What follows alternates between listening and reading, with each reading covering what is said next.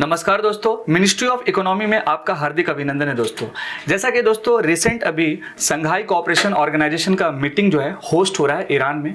अब सवाल ये है दोस्तों, ये संघाई कोऑपरेशन ऑर्गेनाइजेशन होता क्या है, इसमें कितनी कंट्री मेंबर है, और राइट नाउ जो ईरान में मीटिंग हो रहा है तो ईरान चाह रही है कि इस एससीओ ग्रुप का हम परमानेंट मेंबर बन जाए। तो परमानेंट मेंबर बनने के लिए किसी भी कंट्री को क्या इंपॉर्टेंट क्राइटेरिया रहता है, देन इसके साथ साथ इस पार्टिकुलर ऑर्गेनाइजेशन में जितनी भी कंट्री मेंबर है तो इन पार्टिकुलर कंट्री में क्या क्या इंपॉर्टेंट डिस्प्यूट है, इन चीजों को समझेंगे।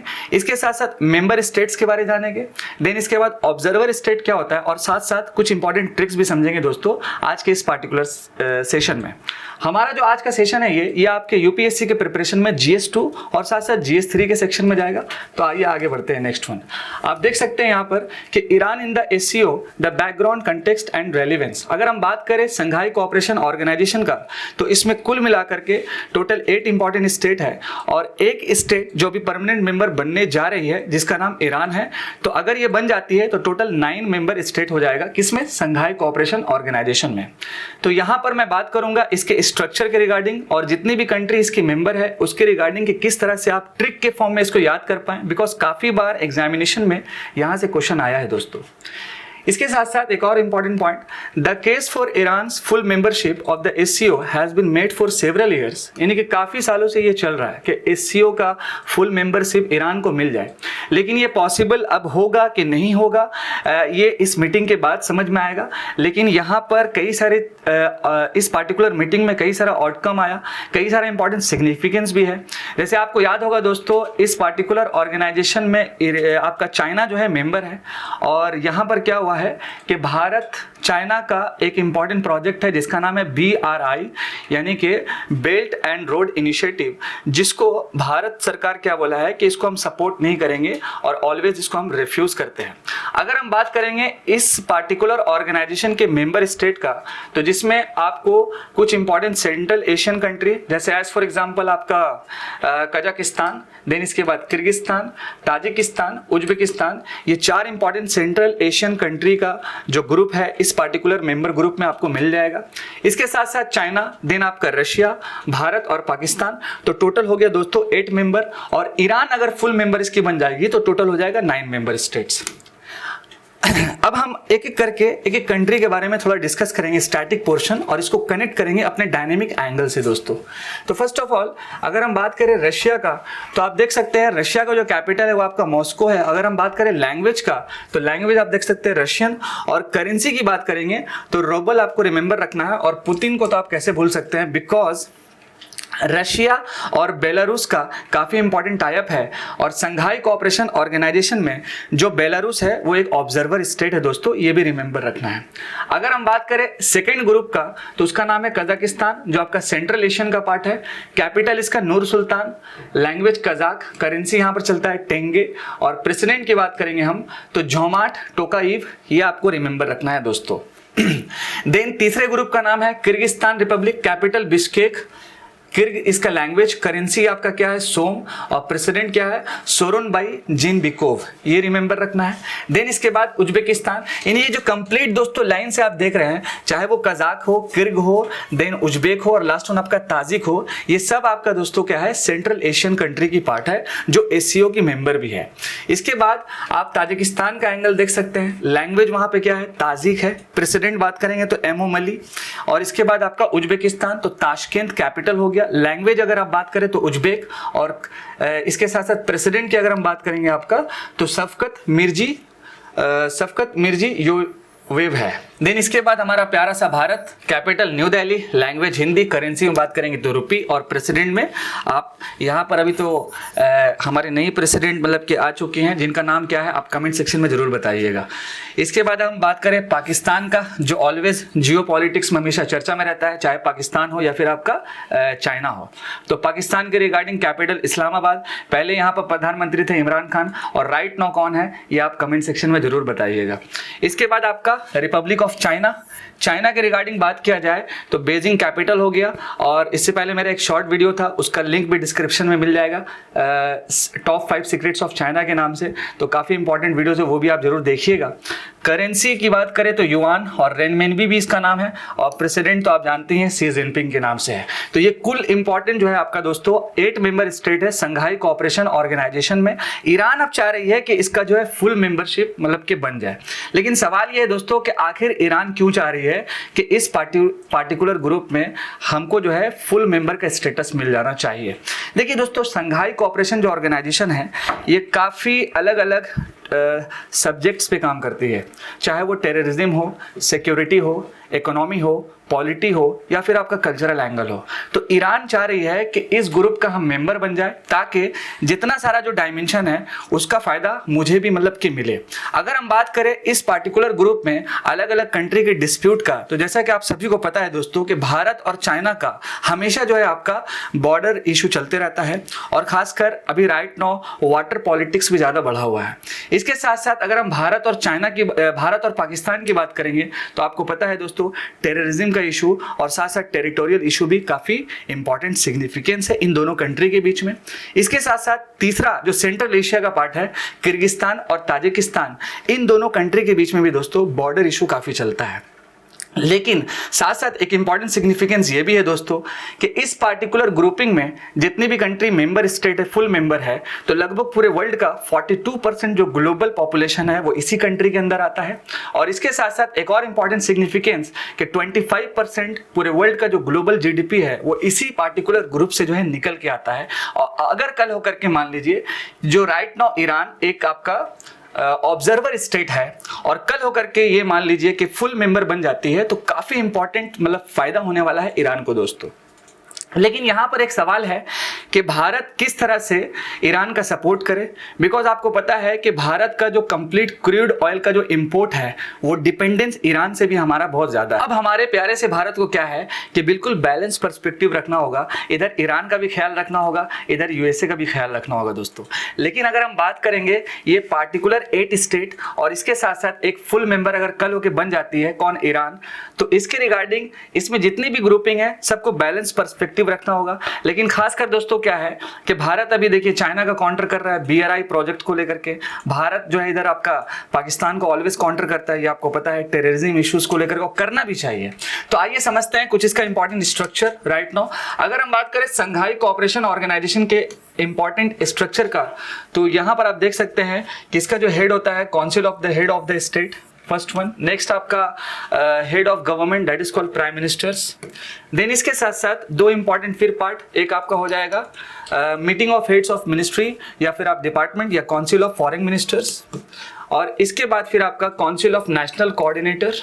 देन इसके बाद आपका SCO regional anti terrorist structure RATS which is very very important दोस्तों, और रैट्स का काउंसिल भी बहुत इंपॉर्टेंट है और रैट्स एग्जीक्यूटिव कमिटी भी बहुत इंपॉर्टेंट है, और इसी कमिटी से जो है परमानेंट रिप्रेजेंटेशन टू रैट्स भी निकलता है। आप कमेंट सेक्शन में ये जरूर बताइएगा क्या भारत ने रैट्स का एग्रीमेंट बहुत सारे कंट्री से जो है साइन किया है, तो इसमें ये आप जरूर बताइएगा कि हमारा जो है NATO से क्या रिलेशन है, और इसके साथ साथ UNSC में हम लोग बहुत सारा एग्रीमेंट साइन जो किए हैं तो उसमें कई सारा इंपॉर्टेंट सिग्निफिकेंस है, और कौन कौन सा एग्रीमेंट है ये कमेंट सेक्शन में आपको जरूर बताना है दोस्तों।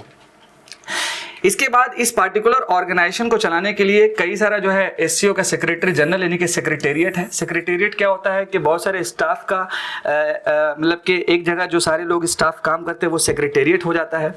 देन इसके बाद आपका permanent representative to SCO secretariat, और इसके बाद आप यहाँ देख सकते हैं special working group, commission of senior officials, और फिर आपका नॉन गवर्नमेंटल इंस्टीट्यूशन।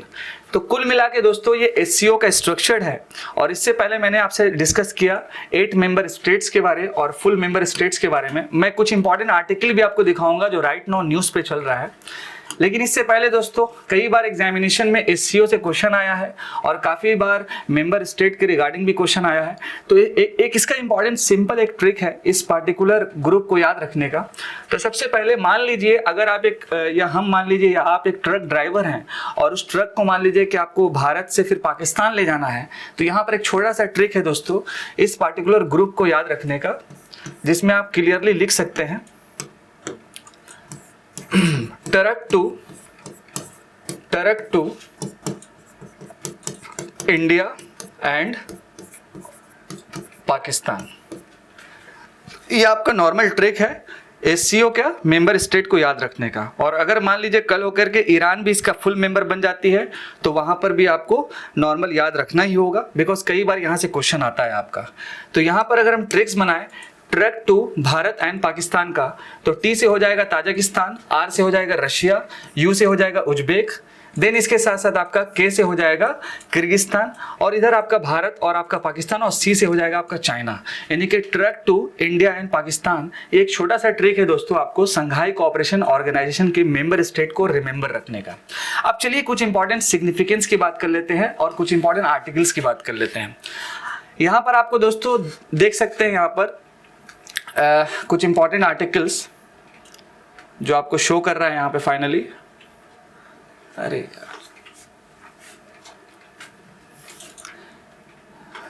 यहाँ पर आप देखिएगा, prime minister Narendra Modi welcomed Iran as the newest member of the SCO at the virtual summit of the grouping on Tuesday जुलाई 4। यानी कि ये जो समिट में प्रधानमंत्री मोदी जी जो है वर्चुअल मतलब के इस मीटिंग को अटेंड कर रहे हैं। और इसके साथ साथ संघाई कोऑपरेशन ऑर्गेनाइजेशन के रिगार्डिंग मैंने काफ़ी सारा चीज़ आपको डिस्कस कर दिया। देन इसके बाद मान लीजिए अगर ये मेंबर स्टेट का कंप्लीट ये प्रोसेस कंप्लीट हो जाता है तो टोटल इसमें 9th मतलब के मेंबर मतलब के इंक्लूड हो जाएगा, यानी कि 9वां यानी कि नया मेंबर कौन हो जाएगा तो ईरान हो जाएगा। और भारत का जो डिपेंडेंस है क्रूड ऑयल का वो ईरान के साथ में है। और कहीं ना कहीं दोस्तों अभी रिसेंट में आपको पता होगा कि अगर हम बात करें मिडिल ईस्ट का तो सऊदी अरब और ईरान के बीच में भी काफ़ी टसल था, लेकिन रिसेंट में क्या हुआ कि दोनों कंट्री आपस में एक अच्छा डील साइन की है। तो कहीं ना कहीं एक इंपॉर्टेंट मैसेज है पूरे दुनिया को कि सबसे इंपॉर्टेंट होता है इकोनॉमी एंड फिनेंस, जहां पर हर एक कंट्री का जो डिस्प्यूट है अलग अलग उससे हट करके आगे निकलना होगा और जो भी इंपॉर्टेंट सोर्सेस है वो एक दूसरे के कंट्री के साथ एक्सचेंज करना काफ़ी महत्वपूर्ण है दोस्तों। और संघाई कोऑपरेशन जो ऑर्गेनाइजेशन है ये काफ़ी इंपॉर्टेंट सिग्निफिकेंस रखता है दोस्तों, जिसमें जितनी भी कंट्री मेंबर है या मान लीजिए जो ऑब्जर्वर स्टेट है इसके साथ साथ जो भी डिस्प्यूट है इसको जल्द से जल्द खत्म करके इसमें और आगे बढ़ना होगा। कई सारा और भी ग्रुपिंग है, जैसे आपको याद होगा I2U2 के नाम से, देन आपका बिम्स्टेक, सार्क, इसके साथ आपका G7, G20, राइट नाउ हम लोगों ने G20 को होस्ट भी किया। तो ऐसे कई सारा ऑर्गेनाइजेशन है जिसमें भारत को जो है एक बैलेंस पर्सपेक्टिव रखना होगा, अलग अलग कंट्री के साथ एक अच्छा सा पर्सपेक्टिव रख करके अलग अलग डायमेंशन पे काम करना होगा दोस्तों। और जैसे ही ईरान जो है फुल मेंबर स्टेट मतलब के बन जाती है संघाई कोऑपरेशन ऑर्गेनाइजेशन का तो मोस्ट वेलकम, बिकॉज यहाँ पर क्या होगा कि फिर से एक नया मतलब कि एक नया सिग्निफिकेंस क्रिएट होगा दोस्तों संघाई कोऑपरेशन ऑर्गेनाइजेशन का। एक और इंपॉर्टेंट पॉइंट यहाँ पर मैं आपको बता देता हूँ दोस्तों कि भारत के लिए संघाई कोऑपरेशन ऑर्गेनाइजेशन आखिर इतना इंपॉर्टेंट क्यों है, तो इस एंगल को भी थोड़ा सा हम लोग समझ लेते हैं। अगर हम बात करेंगे भारत के लिए इतना इंपॉर्टेंट संघाई कोऑपरेशन ऑर्गेनाइजेशन क्यों है, तो पहला आप डायमेंशन याद रखिएगा, इकोनॉमी। पहला जो डायमेंशन है वो आपका इकोनॉमी का है और मोस्टली आपको रिमेंबर होगा दोस्तों कि ट्रेड और आपका infrastructure which is very very important under this section. Next one आपका है दोस्तों वो है आपका एनर्जी। दूसरा जो डायमेंशन है वो आपका एनर्जी है और इस पार्टिकुलर ग्रुप में सेंट्रल एशिया क्या है इसकी पार्ट है। और एनर्जी सिक्योरिटी के हिसाब से सेंट्रल एशिया जो है एनर्जी के मामले में जो है हब माना जाता है पूरे वर्ल्ड का, चाहे वो ताजिक हो, उज्बेक हो, किर्ग हो या जो भी सेंट्रल एशिया की पार्ट है। तो एनर्जी का security concern which is very very important Bharat के लिए, इसलिए एससीओ इंपॉर्टेंट है। तीसरा अगर हम बात करें कंसर्न्स के रिगार्डिंग तो cultural perspective which is very very important. जैसा कि दोस्तों आपको याद है यूनाइटेड नेशन का UNESCO educational scientific cultural organisation, तो कुल मिलाकर के पूरा complete 207 United Nation world heritage site है दोस्तों इस पार्टिकुलर ग्रुपिंग्स को मिला करके। और इसके साथ साथ अभी रिसेंट में काशी यानी कि जो बनारस में जो लोकेटेड है वाराणसी में, तो उसको जो है कल्चरल कैपिटल जो है बनाया गया है दोस्तों। ये भी फैक्ट आपको अच्छे से रिमेंबर रखना है। इसके साथ साथ कुछ इंपॉर्टेंट और भी प्रोजेक्ट है, जैसे आपका चाइना पाकिस्तान इकोनॉमिक कॉरिडोर और इसके साथ आपका international north south transport corridor. तो कहीं ना कहीं दोस्तों अभी रिसेंट एक क्लियर भी एक चीज हो गया है जो मैं आपको शो कर देता हूं यहाँ फाइनली। यहां पर आप देख सकते हैं कि SCO meet India refuses to back China's BRI project. अब देखिए दोस्तों मैंने आपको क्या बताया कि भारत और चाइना के बीच में border issue, water politics, Brahmaputra river, ये आपको अच्छे से रिमेंबर रखना है। और इस पार्टिकुलर समिट में भारत ने कंप्लीटली रिफ्यूज कर दिया किस प्रोजेक्ट को, चाइना का BRI प्रोजेक्ट को कंप्लीटली रिफ्यूज कर दिया है। तो अब यहाँ पर भारत के साथ एक इंपॉर्टेंट चैलेंजेस है कि काफी बैलेंस पर्सपेक्टिव रखना है। SCO को भी देख करके चलना है, साथ साथ US का भी एंगल समझना है, और अगर हम बात करें चाइना का तो उसको भी अच्छे से काउंटर करना काफ़ी महत्वपूर्ण है दोस्तों। तो कमेंट सेक्शन में आप जरूर बताइएगा कि भारत और चाइना का जो रिलेशन है, या मान लीजिए जो भी डिस्प्यूट है, तो इस पार्टिकुलर डिस्प्यूट में राइट नाउ कौन सा वो टॉप 3 इंपॉर्टेंट डिस्प्यूट है भारत और चाइना के बीच में, ये कमेंट सेक्शन में आप जरूर बताइएगा दोस्तों। तो आज के सेशन में मैंने आपसे डिस्कस किया SCO के रिगार्डिंग, इसके मेंबर स्टेट के रिगार्डिंग, और खासकर कुछ इंपॉर्टेंट छोटा सा ट्रिक्स था। देन इसके साथ साथ भारत के लिए SCO क्यों इंपॉर्टेंट है, और इसके बाद क्या क्या इंपॉर्टेंट डिस्प्यूट है मेंबर कंट्री में, और ईरान जो है फाइनली दोस्तों आपका संघाई कोऑपरेशन ऑर्गेनाइजेशन का परमानेंट मेंबर जो है बनने जा रहे हैं दोस्तों। तो आज के सेशन में हमने आपके साथ ये सारा कुछ साझा किया। मैं आपका दोस्त और आपका host Adnan sir, thank you so much. जय हिंद दोस्तों।